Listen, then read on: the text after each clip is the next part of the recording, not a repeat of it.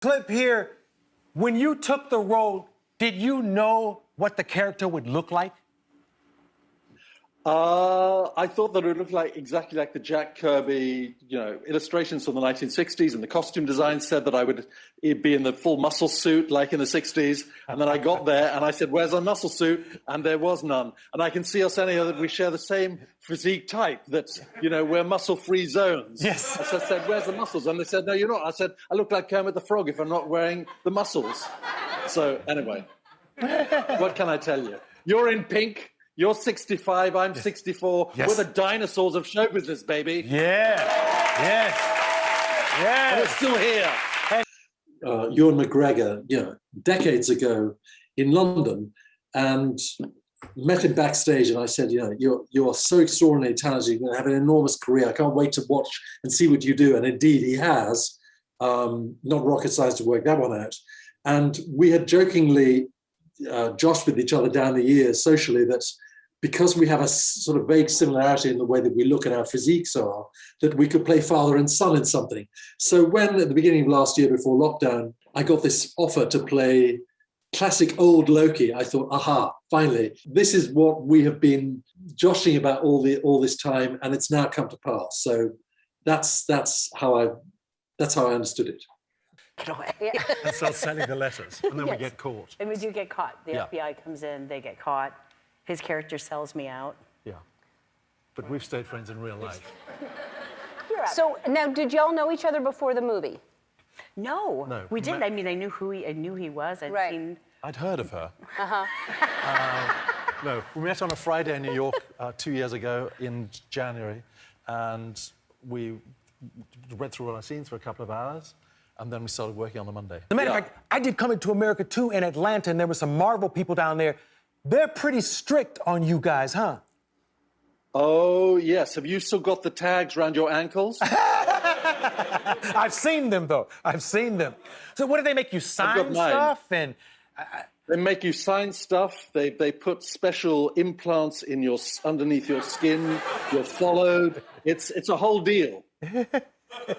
But I had a dress rehearsal of this because I was in a film that you may have heard of a couple of years ago called Star Wars: The Rise of Luke Skywalker. That one. And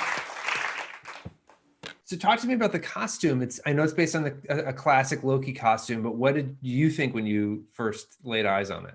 I said 3 words, "Where's the muscles?" He said, "What do you mean, where's the muscles?" I said, "Your costume design drawing and Jack Kirby's original illustration in the 60s comics, this guy had muscles." I said, "You've cast a guy who's got no muscles." And I said, "Where are the muscles?" And they said, "No, you don't need the muscles." I said, "How can I fight Asgard if I've got no muscles?" He's got muscles. He's in a muscle suit. That's the whole point. Otherwise, I'm just a, Kermit in tights. And they said, "Don't worry about it. Use your magic as Loki." So I was very, very aggrieved that I wasn't allowed to have a muscle suit. And I still am. So when we do the offshoot of classic old Loki and alligator.com, I am going to have muscles. Let me tell you now. Have chemistry right away? Because it's so great in this movie. Oh, thank you. No, it was very difficult. I hated her. Yeah. She's difficult to work with. Yeah, she is. Very, Yeah. She never knows her lines either. Oh, God. Yeah. No. When he leans in, I can't hear. It's the weirdest thing. No, we did. Because it was nerve-wracking. Because you think, well, we're going to start shooting in 48 hours, Yeah. and we could have really not gotten along, and boy, that would have been super awkward. And I think right away we just kind of clicked, and it went on. And Character has such a wonderful arc in miniature in that episode. He goes from being enormously cynical about his lot in life to kind of refinding his glorious purpose. Yeah. And it culminates with him conjuring this enormous imaginary Asgard. How does one as an actor get into a place where one does that? You keep thinking, if the costume department had given me muscles, it would have helped.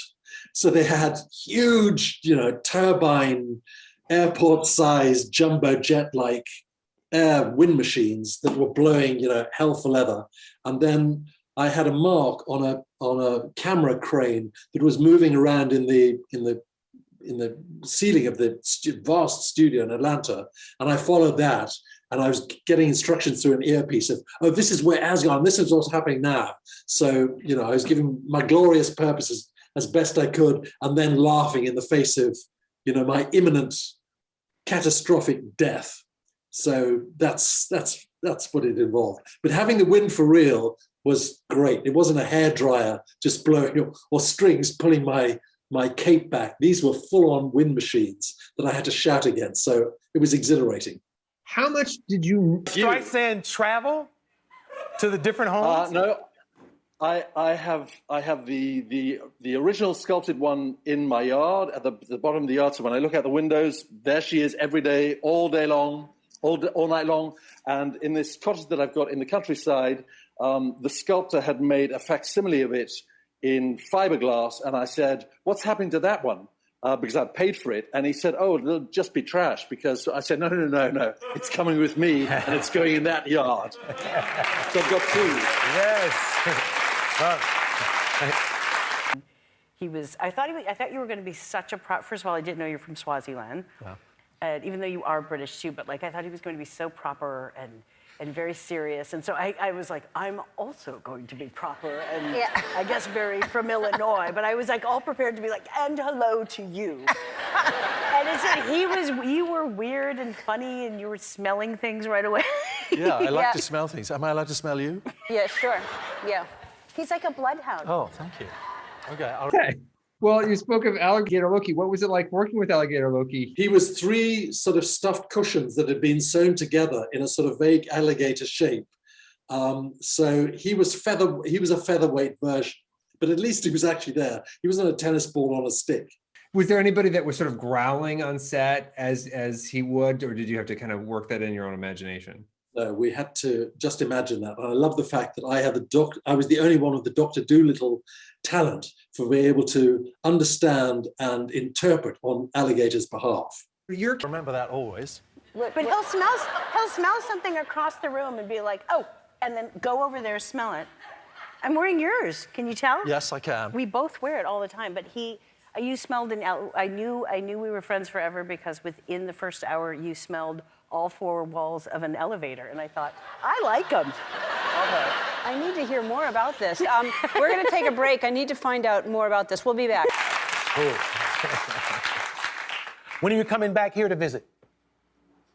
When I'm allowed out of the high security old age home that I'm in at the moment, and because of the restrictions of what you can and you can't talk about in Loki land, I'll be tasered if I leave this room and reveal any secrets of this show.